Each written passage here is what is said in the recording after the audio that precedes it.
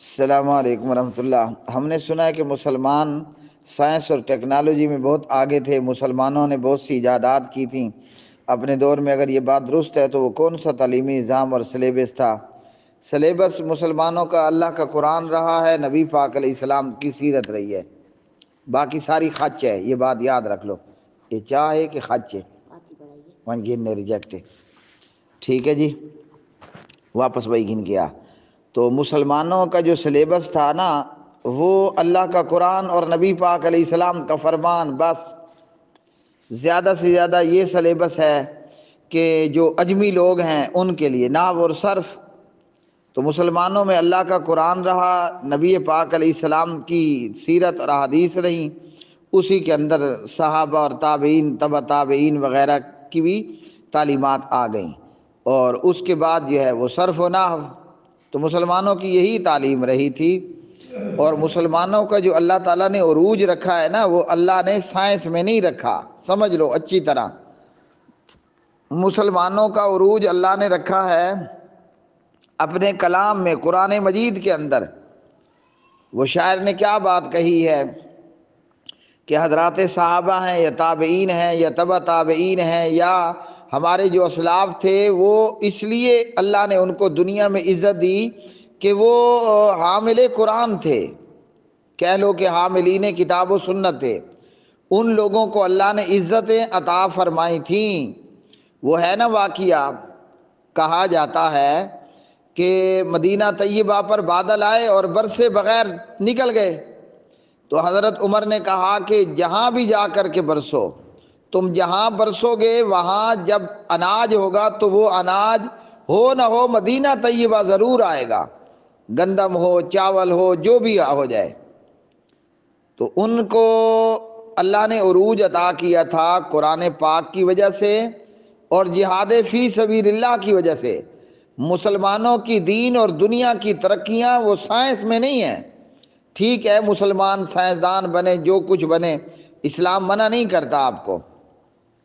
اسلام آپ کو ABC اور 1 2 3 پڑھنے سے بھی منع نہیں کرتا، اسلام آپ کو سائنسدان بننے سے بھی منع نہیں کرتا، لیکن نہ تو مسلمان کی عزت کا راز اور نہ اسلام کی سربلندی کا راز یہ سائنس میں نہیں ہے، یہ اللہ کے قرآن میں ہے اور جہاد فی سبیل اللہ کے اندر ہے۔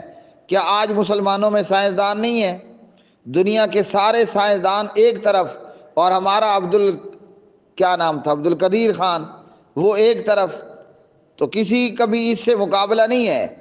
یعنی اتنی قسم پرسی کی حالت میں ڈاکٹر عبد القدیر خان صاحب نے ایٹم بم بنا دیا، اور ایٹم بم بھی ایسا کہ کسی نے دنیا میں بنایا ہوگا تو بنایا ہوگا۔ ہمارے ایٹم بم کا ایک اپنا ہی معیار ہے۔ خیر بریکٹ میں یہ ایٹم بم ہے بیکار، کیونکہ امت کے اوپر ایک لمبی اور موٹی بغیرتی کی چادر پڑی ہوئی ہے۔ تو اس ایٹم بم کے باوجود بھی آج فلسطین کا حال ہمارے سامنے ہے جی، کشمیر کا حال ہمارے سامنے ہے۔ دنیا میں ہزاروں ایسے یا بیسیوں ایسے خطے ہیں جہاں مسلمان ذلت کی پستیوں میں زندگی گزار رہے ہیں۔ تو ہماری عزت اور ہمارا عروج اور ہماری ترقی جو ہے وہ اللہ کے قرآن میں ہے۔ رہ گیا معاملہ لارڈ میکالے کا، تو لارڈ میکالے نامراد انگریزوں نے دیکھا، ہم مسلمان تو نہیں جانتے، شاعر مشرق کی بات اچھی طرح جانتے تھے۔ میں آگے چل کر وہ علامہ اقبال کا شعر پورا پڑھ دیتا ہوں انشاءاللہ۔ تو انگریزوں نے دیکھا کہ بھئی اگر مسلمان یوں ہی مدرسے اور مدارس سے جڑے رہے اور یہ لوگ قرآن پڑھتے رہے اور پڑھاتے رہے جی، اور ان کے جو مدارس ہیں وہاں سے قرآن کے حافظ اور قاری، عالم اور فقیہ پیدا ہوتے رہے، تو یہ مدارس بیس ہیں، یعنی یہ مدارس دوسرے لفظوں میں اسلام کی فوجی چھاؤنیاں ہیں۔ انہی مدارس سے خالد بن ولید نکلے، انہی مدارس سے عمر بن خطاب نکلے جی۔ وہ نبی پاک علیہ السلام کا مدرسہ صفا تھا نا، جس کا چبوترا سبحان اللہ آج بھی مسجد نبی میں موجود ہے، جہاں صفا مدرسے کے طالب علم پڑھا کرتے تھے۔ یہیں سے بڑے بڑے امام اور فقیہ بھی پیدا ہوئے، اور یہیں سے بڑے بڑے جناب جو ہے وہ سپہ سالار اور جرنیل اور میجر اور کرنل اور کیپٹن اور فوجی بھی پیدا ہوئے۔ اور پھر انگریز نے ہندوستان میں دیکھ لیا کہ یہ مدارس ہیں جہاں سے شاہ اسماعیل شہید ہماری ناک میں دھونی دے کر کھڑا ہوا ہے، یہ مدرسہ ہی ہے کہ جہاں کے مولوی سید احمد شہید رحمۃ اللہ علیہ انگریزوں کے ناک میں دھونی دے کر کے کھڑے ہوئے تھے، دھواں مار رہے تھے۔ ہاں جی، تو انہوں نے دیکھا کہ بھئی اس بیس کو، اس کیمپ کو، اس چھاؤنی کو ختم کرنا ہوگا۔ تو انگریز نے بہت سوچ سمجھ کے بعد لارڈ میکالے کو آگے کیا۔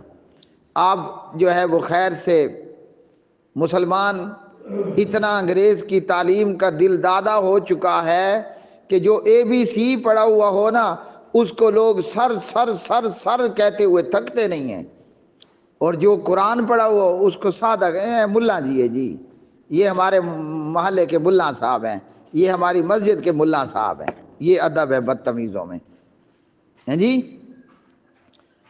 اللہ اکبر۔ تو انہوں نے پھر لارڈ میکالے کو آگے کیا کہ حضرت آپ جاؤ کچھ کرو۔ اب آپ جو لوگ تاریخ سے واقف ہیں وہ اچھی طرح جانتے ہیں انگریزوں نے کتنا عرصہ جو ہے وہ ہندوستان پر قبضہ کر کے رکھا، لیکن دنیا جہان کے گولہ بارود کے باوجود انگریز کو استحکام حاصل نہیں ہو رہا تھا کہ انگریز کسی دن نہ وہ ہندوستان میں سکھ اور چین سے بیٹھا ہو۔ کہیں نہ کہیں سے کوئی نہ کوئی مولوی مدرسے سے نکلتا اور انگریزوں پر حملہ کر دیتا۔ اب مورخ اچھی طرح جانتا ہے، اور مورخ نے یہ لکھا ہے کہ انگریز نے کتنے علماء کرام کو کالے پانی کی سزا دی ہے، وہ چاہے علماء اہل الحدیث ہوں یا وہ علماء اہل دیوبند تھے یا دیگر مسالک سے تعلق رکھنے والے علماء کرام۔ تو یہ سارے مولویوں کو ہی کالے پانی کی سزا کیوں ہوئی؟ آپ نے کبھی دیکھا کوئی ان کے اندر انجینئر ہو، کوئی ان کے اندر پروفیسر ہو، کوئی ان کے اندر جو ہے کوئی اور بلا ہو؟ مورخ نے یہ بات لکھی ہے کہ کالے پانی کے اندر مولویوں کو اٹھا اٹھا کر سزا دی گئی۔ مولوی کیا کرتا تھا؟ جمعے کا خطبہ ہے تو لوگوں انگریز سے جہاد کرو۔ میں مدرسے میں اگر بچوں کو پڑھا رہا ہوں تو ان کو بتایا جاتا تھا، پڑھایا جاتا تھا کہ یہ قرآن کی آیت ہے، یہ انگریز سے لڑائی لڑنے کا کہتی ہے، قرآن کی آیت کہتی ہے انگریز سے جنگ کرو۔ تو انگریز بڑا بیچارہ بڑا پریشان ہو گیا کہ ہم نے تو یہاں جناب تجارتیں کی ہیں، یہاں ہم نے گولہ اور بارود کے ذریعے تجارت کے نام پر جھوٹ موٹ بول کر آئے اور یہاں ہم قبضہ کر کے بیٹھ گئے۔ تو پہلے دن سے لے کر آخر دن تک انگریزوں کا مقابلہ کرنے والے مدرسے کے مولوی الا ماشاء اللہ چند لوگ اور بھی شامل ہوں گے، لیکن اوورہال جو تعداد تھی، جو مقابلہ کرنے والے جنگجو اور مجاہد تھے وہ مدرسوں کے مولوی تھے۔ یہاں تک کہ شیخ الحدیث بھی بندوق لے کر کے لڑ رہا ہے، شاہ اسماعیل شہید ہوں یا سید احمد شہید ہوں رحمۃ اللہ علیہما، یہ مدارس میں شیوخ الحدیث کا درجہ رکھتے تھے۔ مثال میں دے دوں، مثال کے طور پر آج آپ سمجھ لو کہ حافظ عبدالستار الحماد حافظہ اللہ وہ گن لے کر انگریز کے اوپر فائر کر رہا ہو، یا ہمارے بزرگ حافظ عبدالسلام بن محمد رحمۃ اللہ علیہ، خیر وہ تو پریکٹیکل بھی مجاہد تھے، اللہ ان کی قبر کے اوپر کروڑوں انگنت لاتعداد اپنی رحمتیں کرے، اور جو وہ تیار کر گئے، تیار ہوئے لوگوں کو اللہ تعالیٰ اس منہج پر ہمیشہ قائم و دائم رہنے کی توفیق عطا فرمائے۔ تو مدارس کے شیوخ اور شیخ الحدیث گن لے کر مقابلے کے لیے نکل آتے تھے۔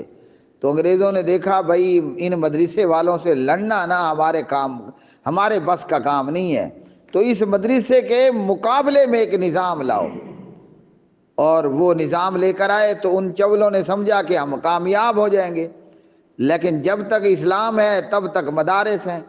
دنیا کی کوئی طاقت قال اللہ قال رسول پڑھنے والوں کو، دنیا کی کوئی طاقت، یہ انگریز نہ اس کا پیو آ جائے، دنیا کی کوئی طاقت مدرسوں میں پڑھنے والے ضرب یضرب ضربا فهو ضارب وضرب یضرب ضربا فذاک مضروب کبھی ان کو ختم نہیں کر سکتی۔ یہ اللہ کا وہ لشکر ہے، ہاں جی، کہ یہی اسلام کی بیس ہے، یہی اسلام کی چھاونی ہے، اور یہ اسلام کے جنگجو ہمیشہ رہیں گے انشاءاللہ آخر دم تک۔ انگریز جتنا آج کوئی اور لاڈ مکالے لے آئے، کل کوئی اور نامراد لاڈ مکالے لے آئے، انگریز نے اپنے تئیں پوری کوشش کی، لیکن الحمدللہ آج بھی مدرسہ موجود ہے، مدارس موجود ہیں، اور ان میں پڑھنے والے سبحان اللہ اللہ کے قرآن پر عمل کرنے والے موجود ہیں۔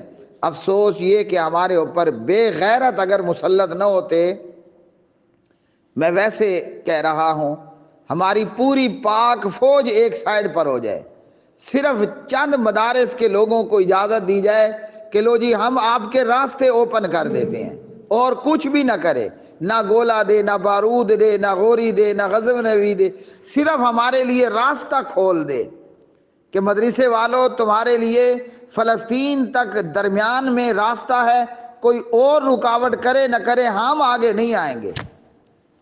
پھر دیکھو جی کیسے آنن فانن یہ فلسطین آزاد ہوتا ہے اور یہ کشمیر آزاد ہوتا ہے۔ دعا یہ کرنی چاہیے، آج اگر ہمارے جنرل حضرت خالد بن ولید کی طرح، یا خالد بن ولید کو بھی چھوڑ دیں، وہ کون آئے تھے، محمد بن قاسم کی طرح مدرسے میں پڑھا ہوا درس نظامی کیا ہوا آ جائے انشاءاللہ آنن فانن امت کی تقدیر بدل جائے گی۔